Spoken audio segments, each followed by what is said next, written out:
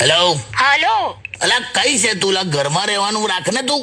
અરે સાંભળો તો ખરા, હું ત્યાં ગયેલી પેલા સુરેશભાઈ નહીં, કોણ સુરેશ? અરે પેલા ડેરીની બાજુવાળું મકાન, હા તે એટલે એમને કઈક એકદમ જ વિચિત્ર કશું થઈ ગયું છે હો.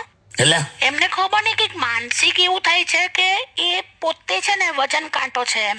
એટલે ગંભીર મેટર. હા બોલ. સુરેશભાઈને પોતાને એવું લાગે છે કે પોતે વજન કાંટો છે. એટલે પોતે વેટ મશીન છે એમ? એવું સુરેશ ને ફીલ થાય છે? હો. એટલે એ કઈ રીતે?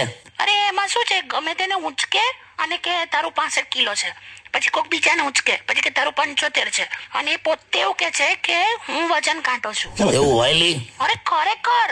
જો કે એક વાત સારી છે કે એમણે મને ઉંચકવાનો ટ્રાય નથી કર્યો. એ ગાણો છે. એ તને ઉચકે પછી એને તો ડાયરેક્ટ ભગવાન ના ઉચકે. બસ હવે. અરે એ વાત છોડ, ખરેખર કે છે તું? આ જે કે છે સાચું કે છે? હા વળી નૈનાબેન ખરા ને એમના વાઈફ. હા નૈના તોડકું.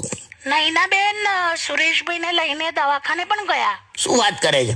પછી ડોક્ટરે સુરેશભાઈને એમની પાસે બેસાડ્યા, એટલા બધા સવાલો પૂછ્યા પણ એક અક્ષર બોલ્યા નહીં. હા. ડોક્ટરે બહુ પૂછ્યું પણ પછી મૂંગા ને મૂંગા જ રહ્યા. તે ના જ બોલે ને. કેમ? એના મોંમાં રૂપિયાનો સિક્કો નાખ. શું બોલો છો? અલા એની જાતને વજન કાંટો સમજે છે ને?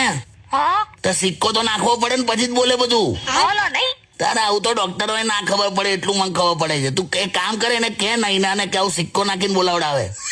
હમણાં જ જાઉં છું. બાય. હેલો. ખરેખર ગઈ બોલાવું કેવા? કાકી તો કાકી છે. એનું વજન અને એની બુદ્ધિ. શું? संगमरमर से तराशा खुदा ने उसके बदन को. હા કાકી માટે શાયરી. हाँ, संगमरमर से तराशा खुदा ने उसके बदन को, હા और जो पत्थर बाकी बचा वो उसकी अक्कल पे रख दिया.